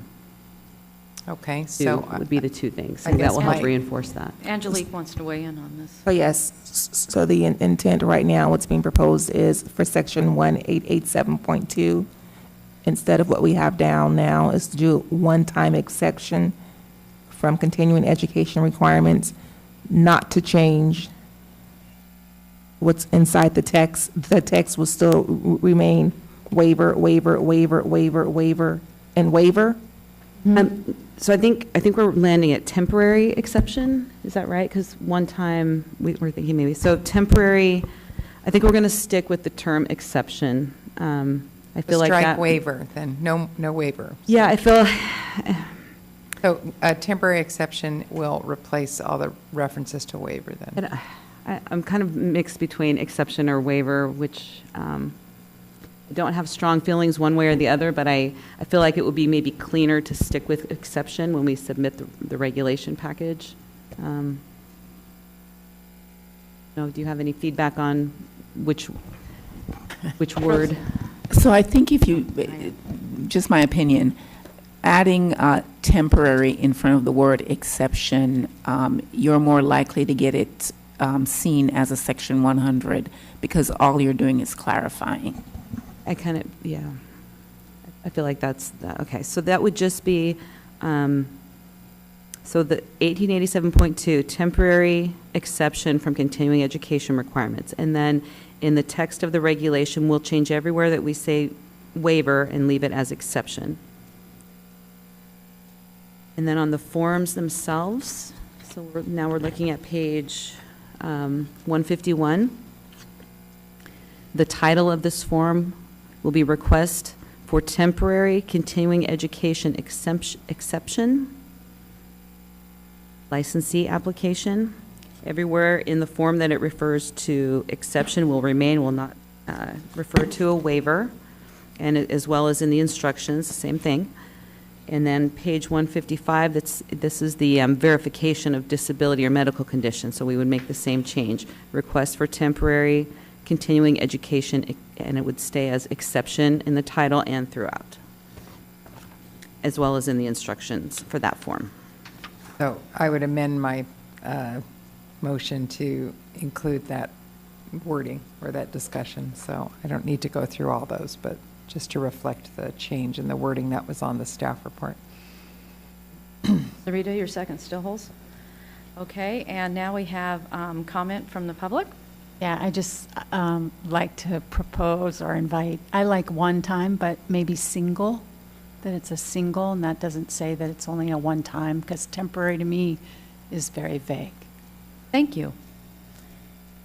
Any discussion among the board members? I like one time better too, but it seemed to be the consensus that these guys wanted temporary, so I think that's what the motion is, so. I'm going to keep my emotion. I'm going to keep my motion. My motion stands.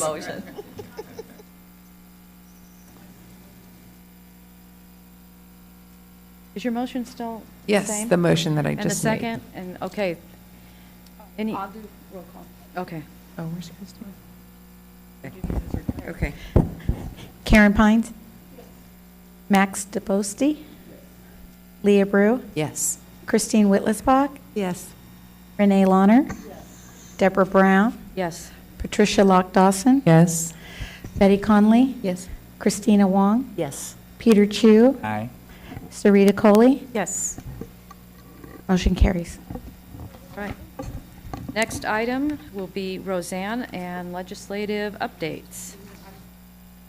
Before we go on, I believe that that motion was just to accept that specific modification, or was it to accept all of the 100 changes with that modification?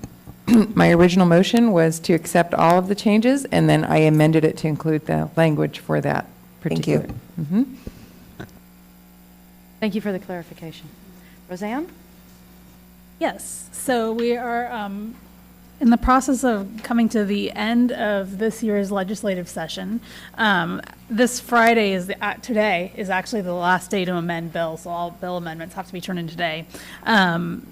By Wednesday, August 31st, that's the last day to pass bills in either house, so we should be finding out about the status of a lot of bills shortly and whether they made it or not through the legislature.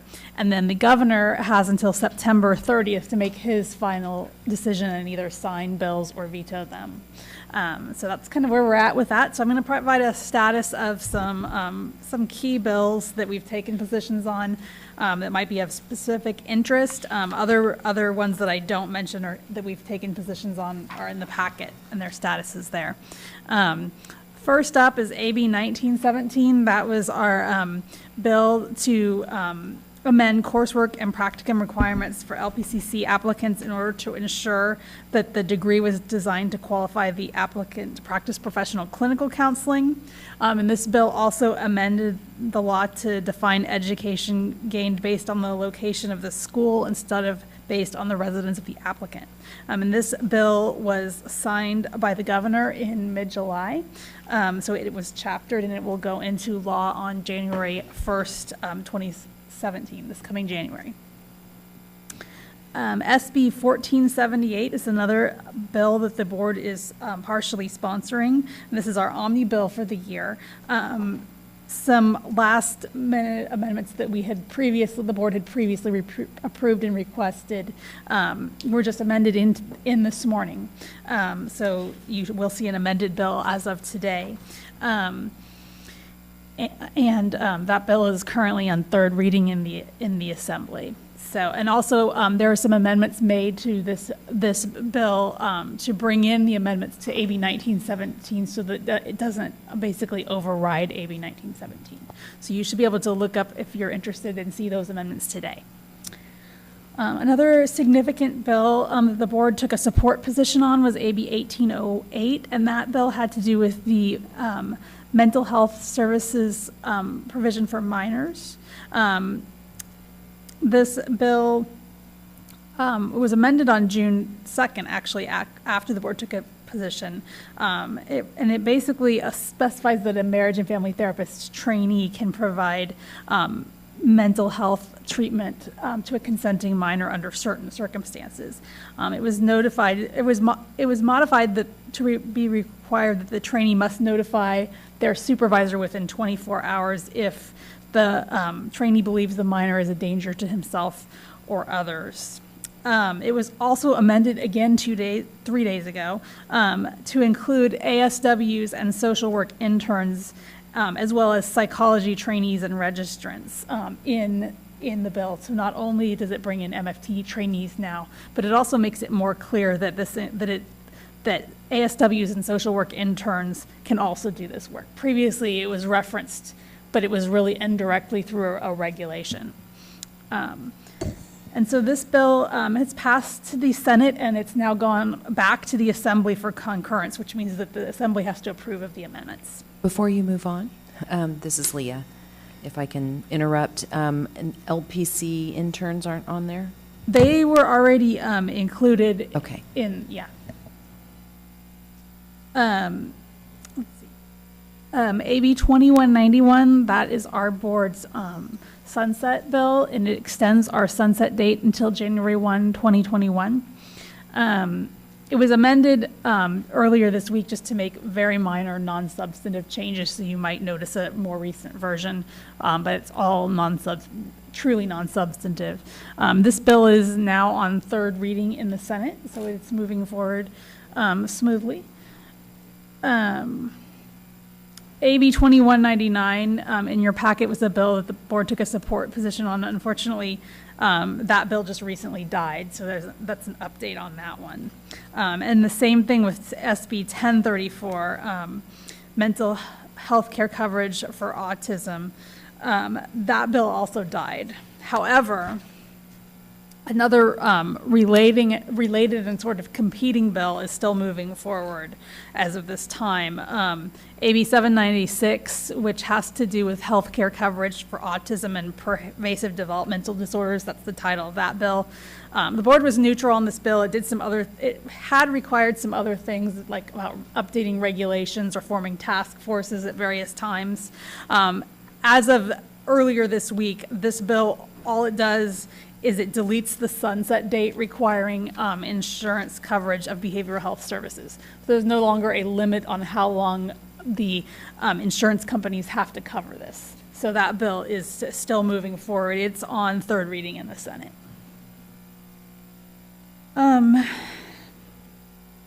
Both the behavior analyst licensing bill at AB 1715 and SB 1101, the alcohol and drug counselors licensing bill, both of those bills have died for this year, so we won't be seeing anything else of them.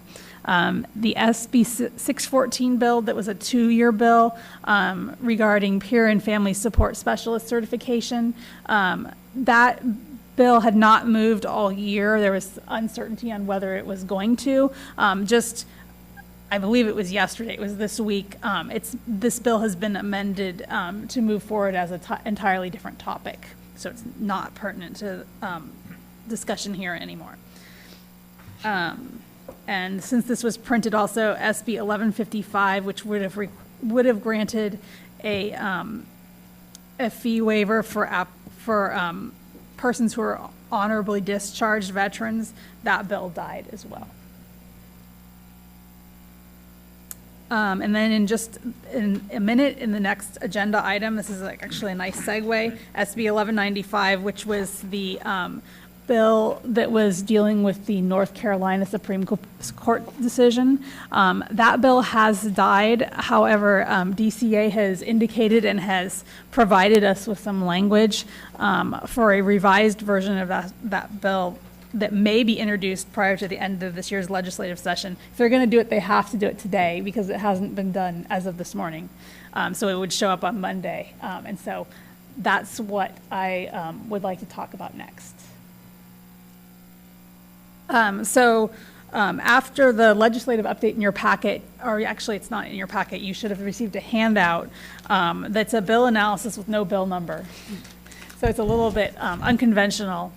But this bill analysis is of language that DCA has provided of a potential bill that they might introduce today to propose language to deal with the Supreme Court decision regarding North Carolina.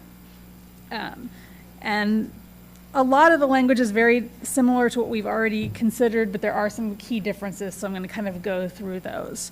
Just to refresh everybody's memory very quickly, the Supreme Court ruled in the North Carolina State Board of Dental Examiners versus the Federal Trade Commission that state licensing boards consisting of market participants in the industry can be held liable for violations of antitrust law unless their decisions meet 2 requirements. Number 1 is that any anti-competitive action or decision made by that board must be based on a clearly articulated and affirmatively expressed state policy. And number 2, the board decision must be actively supervised by the state. So existing law, we've kind of gone over at previous meetings, but basically the director has somewhat limited ability to review decisions of the board. He can do it when there is an investigation or allegations of misconduct in the exam scoring or in the review of licensing qualifications. The director may also intervene when DCA's Division of Investigation discloses probable cause that there may have been a violation by a board or its members or employees of criminal law. But other than that, the review of decisions is somewhat limited.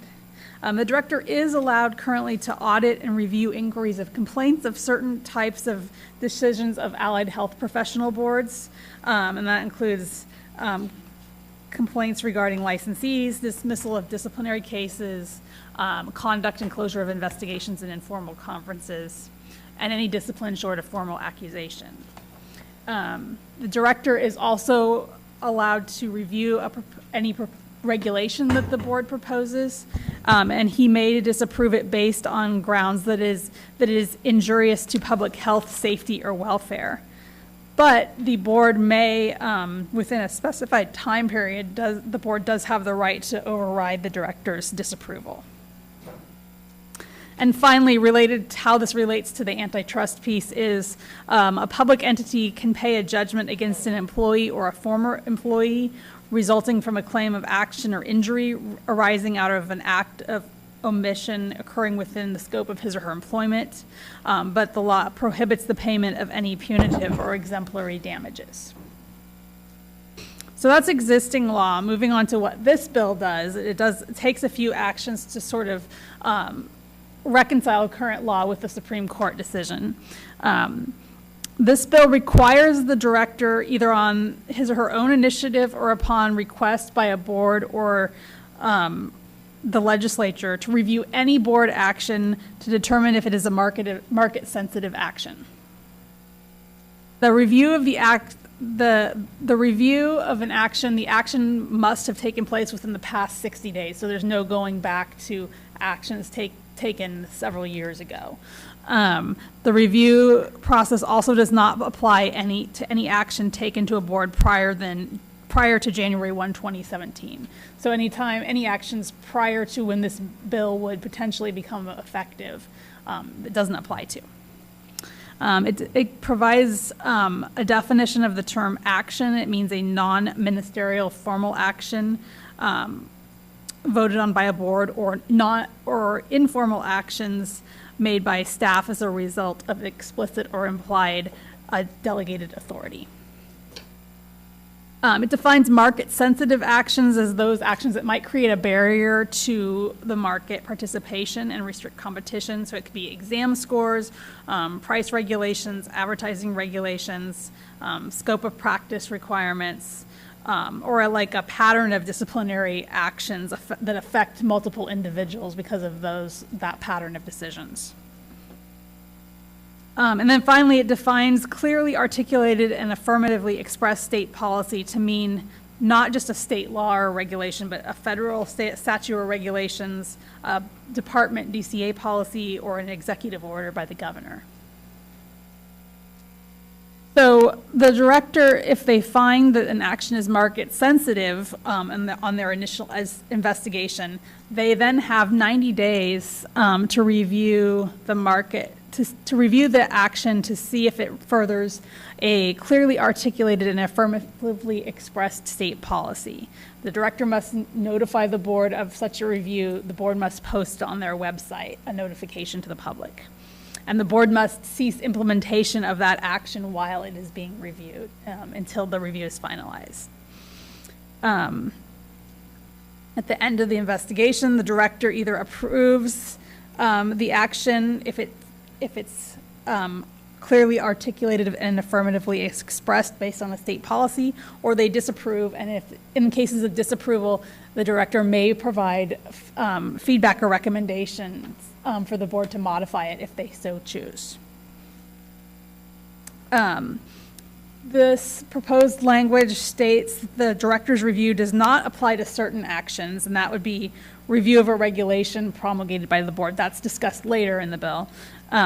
It doesn't apply to a singular disciplinary action. It doesn't apply to official positions on legislation or legislative proposals that the board might want to run. It also doesn't apply to a sanction or citation against a specific single licensee, although if it is a pattern of disciplinary procedures, then it could be subject to investigation.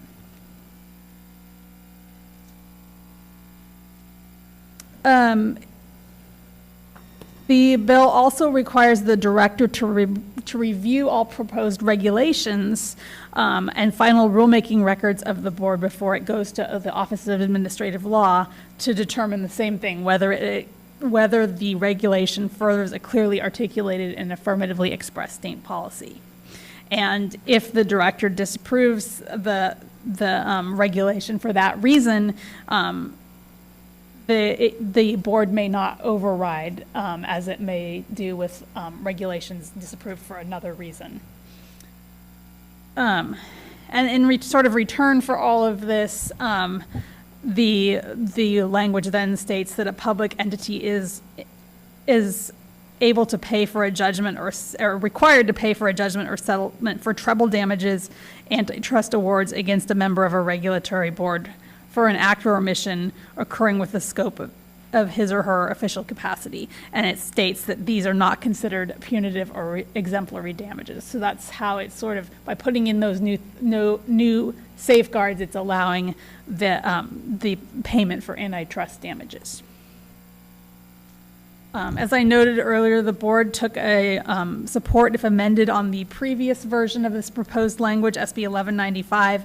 At that time, there was some language in there related to competitive impact, and so the amendment that the board requested was that definition be revised. The term competitive impact is not used currently in the proposed language, and so it's expected that the language that you see here today will be added into SB 1194, but it could be added into another bill. We're not sure yet. Thank you. Any discussion? I just have a question. You mentioned that the bill would require the director of DCA on his own initiative or her initiative to review any board action to determine if it is a market-sensitive action. But is there any trigger, to make the director to do that, or is there any criteria to prompt the director to act, or is it just empty words? The director can sit there. Yeah, he or she could do it, but he would never act. There's no trigger written in. It would be upon, if the director decided that he or she wanted to, he could, if maybe he had a concern that something might be in violation.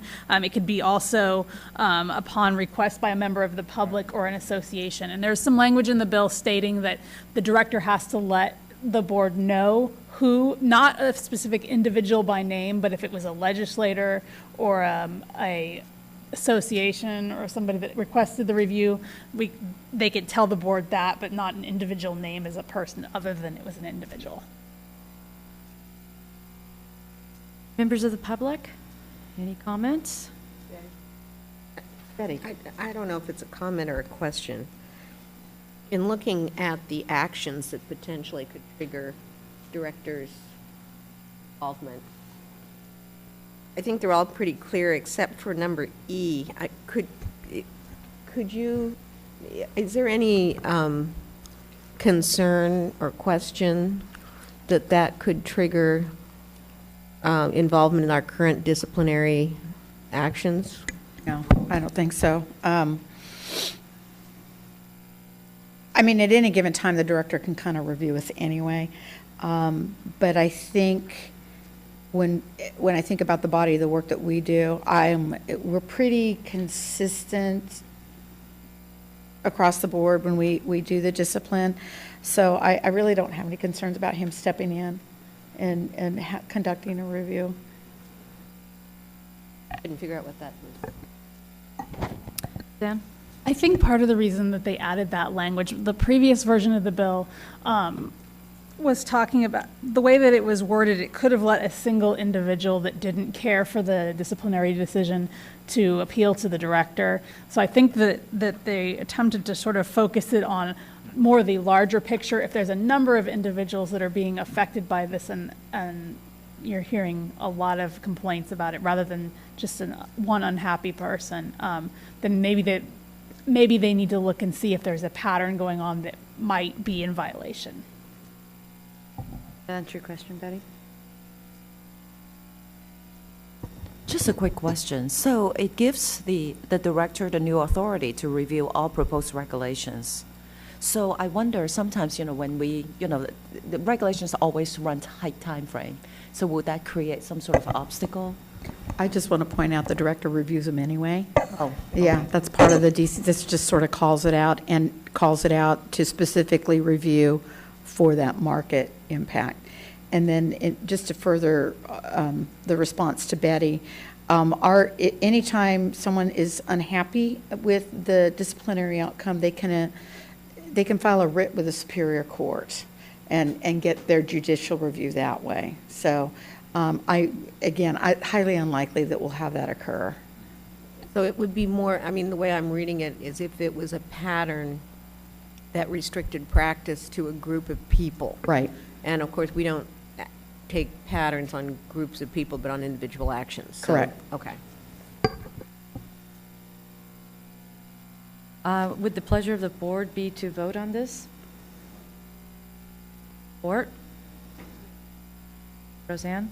Yeah, we need to be a little careful with the motion because we don't have a bill number yet, so I'm going to have Angelique provide her guidance. Right now, this is just anticipated, proposed, language. So the idea is if you're comfortable with this, or if you have any questions, or if you want to if you either want to support as is, support if amended, you can do so based on this specific language. However, since we're not going to necessarily refer to a bill number, since it's not quite certain if there is a specific bill number, it would just be the text of this language. If there's going to be any substantial, modification in the language, then at that time, we could discuss with Kim and staff whether or not this should be brought back before you so that you can make any type of modification in any support and or supportive amended position. So it's not necessarily this bill, it's this language as is substantially. I'll make that motion that Angelique just said. To support the Just intent support of the the language text. that's presented before you. Is And that direct correct? staff to make non-substantial changes, and if it does, then bring it back to the board for approval. I'll second. Okay, any public comment? I'm sorry, can you hold, please? I think the way you made that motion, staff can't make any changes to it. You said allow staff to make non-substantive Substantial. changes. Yeah.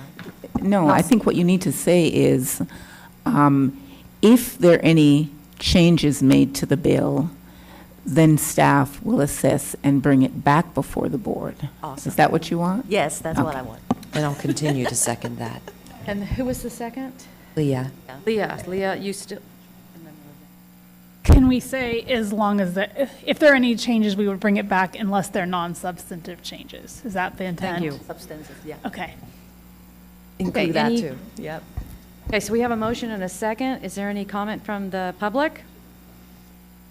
Okay, Christina? Karen Pines. Max Disposti. Leah Brew. Yes. Christine Whitlisbach. Yes. Renee Launer. Deborah Brown. Yes. Patricia Lock Dawson. Yes. Eddie Conley. Yes. Christina Wong. Yes. Peter Chu. Aye. Sarita Coley. Yes. Motion carries. Okay, moving on, we have the status of the board rulemaking proposals. Kim? Okay, really quick, this is just an update. As we mentioned earlier today, our telehealth regulations are now in effect. They became effective July 1 of this year. rulemaking proposal to add additional time for those who can meet the criteria with English as a second language was the approval by DCA was completed yesterday, and the package is now over at agency for review. It's And an agency and finance. And finance, yes, thank you. And that's, Thank you for the update. Yep. Any questions? Questions from the public? Oh, we do have one. health, what is,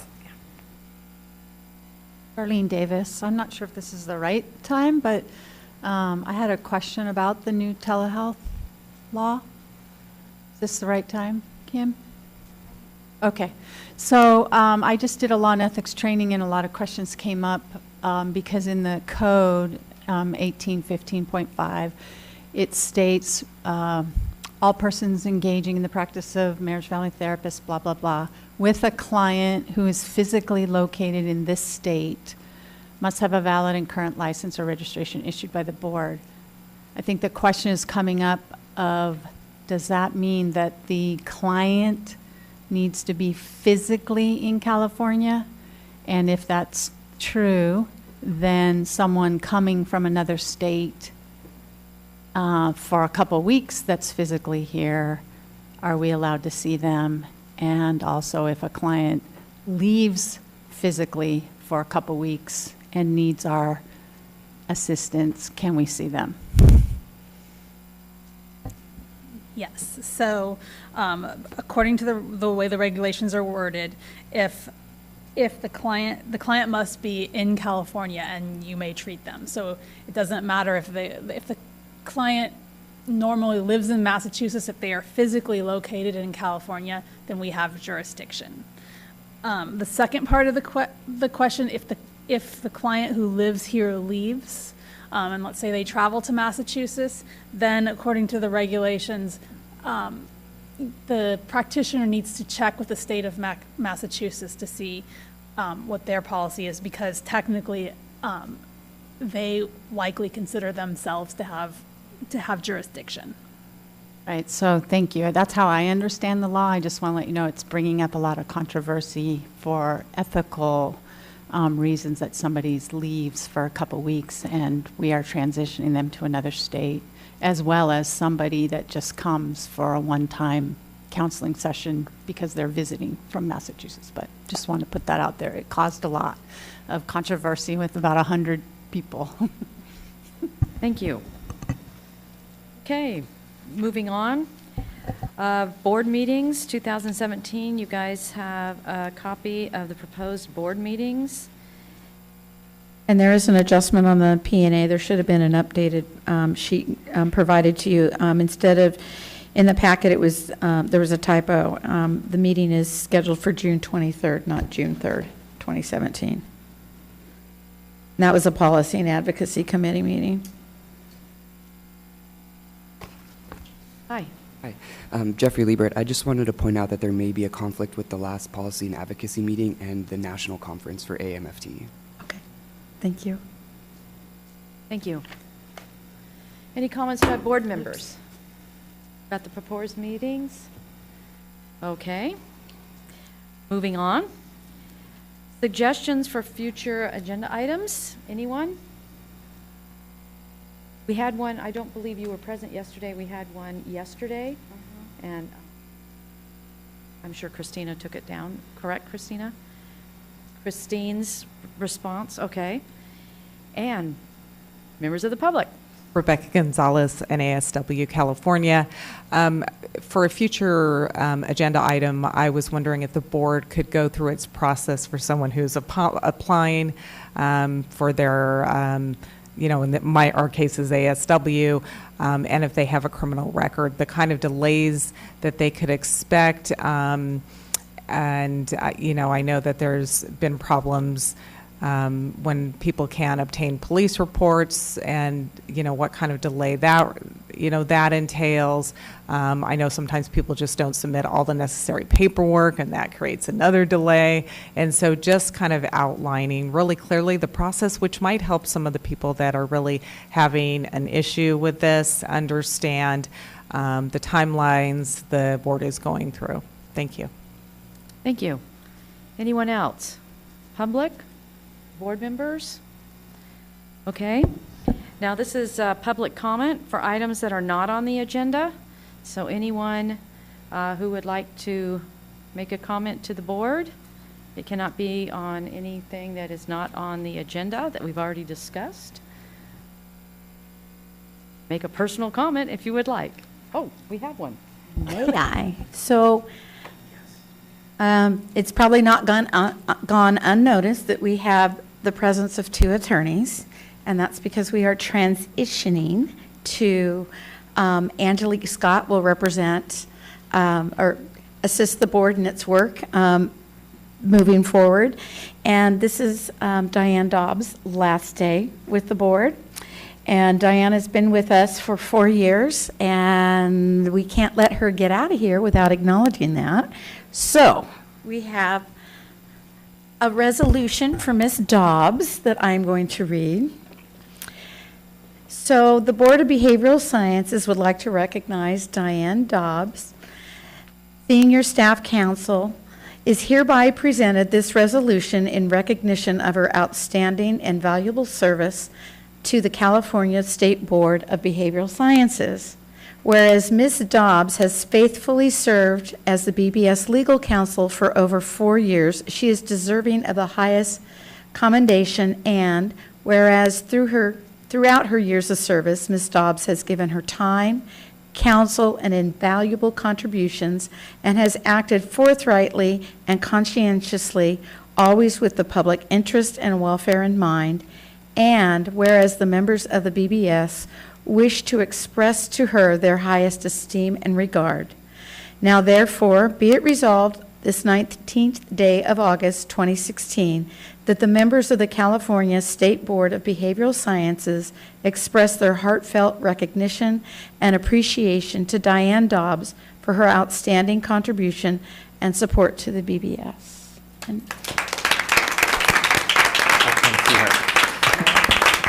And we will miss the fashion show.